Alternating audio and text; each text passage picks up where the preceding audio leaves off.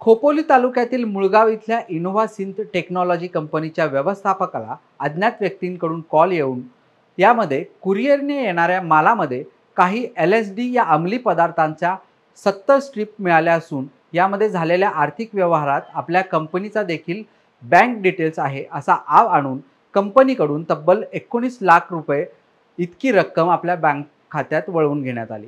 मात्र आपली फसवणूक झाल्याचे लक्षात आल्यानंतर कंपनीने पोलिसात तक्रार दाखल केली। रायगड पोलिसांकडून या घटनेचा शोध लावण्यात आला असून या प्रकरणात एकूण 6 आरोपींना गुजरातच्या सुरत, गांधीनगर, अहमदाबाद येथून अटक करण्यात आली। त्यांच्याकडून तब्बल 9,97,000 आणि 16 मोबाईल सेल फोन जप्त करण्यात आले। आपल्याला कल्पना आहे की एक खोपोलीला गुन्हा नोंद झाला आणि असेच अलिबाग आणि नागोठणे या ठिकाणी पण अशाच पद्धतीचे गुन्हे नोंद झालेले आहेत। यामध्ये वैशिष्ट्य असं असतं की तुमच्यावरती गुन्हे नोंद झाले, तुम्हाला फाशी होईल, तुम्हाला जन्मठेपेची शिक्षा होईल अशा पद्धतीची भीती दाखवून तुमच्याकडनं पैसे काढले जातात।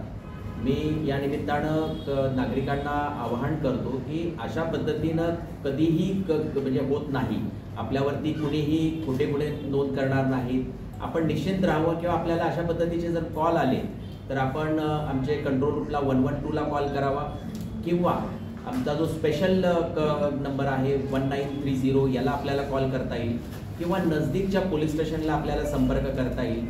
आपण या निमित्तानं असं काही घडत असेल तर आपण काही कॉल्स आपल्याला रेकॉर्ड करता आले तर रेकॉर्ड करा किंवा व्हिडिओ कॉल्स असतात त्याचे स्क्रीनशॉट्स घेता आले तर घ्या। या निमित्तानं टार्गेट हे जे आरोपी आहेत ते टार्गेट अशा लोकांना करतात की जे हायली क्वालिफाईड आहेत आणि वरच्या पोझिशनला काम करतात। त्यांना माहिती असतं की ज्यांना 3 लाख 4 लाख 5 लाख अशा पद्धतीनं पगार आहे त्यांच्याकडनं जास्त पैसे काढण्याच्या हेतूने म्हणजे आपल्याला या तिन्ही केसेसमध्ये लक्षात आलं की हायर क्लासमधून लोकांना टार्गेट करण्याचे प्रकार यामध्ये दिसून आलेले आहेत।